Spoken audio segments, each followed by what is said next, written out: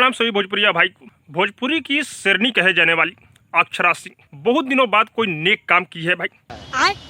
हाँ, मैं आप लोग को बता दूं कि अक्षरा सिंह का एक गाना आया है भाई, जिस गाने का नाम है कब तक चुप रहेंगे। हाँ भाई, ये गाना जो है कलकत्ता जो रेप केस हुआ है डॉक्टर के साथ में भाई, उसी पर ये गाना अक्षरा सिंह लेकर आई हुई है भाई। और इस गाने पर रिस्पॉन्स भी अच्छा मिल रहा है, इसीलिए मैंने सोचा कि इस गाने पर क्यों ना वीडियो बनाया जाए भाई। अच्छा। और इस गाने को मनोज मतलबी लिखे हुए हैं और ये गाना अक्षरा सिंह ऑफिशियल पर रिलीज किया गया है भाई।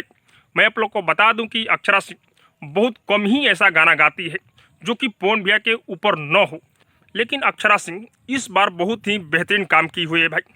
इससे लग रहा है कि भोजपुरी इंडस्ट्री में अक्षरा सिंह कुछ अलग कर रही है। मजा आया क्योंकि इतना सिंगर है भोजपुरी इंडस्ट्री में, लेकिन कोई भी इस रेप केस के ऊपर गाना को नहीं बनाया है, लेकिन अक्षरा सिंह ये गाना लेकर आई है भाई। क्योंकि ऐसे ऐसे गाने को सपोर्ट करना चाहिए।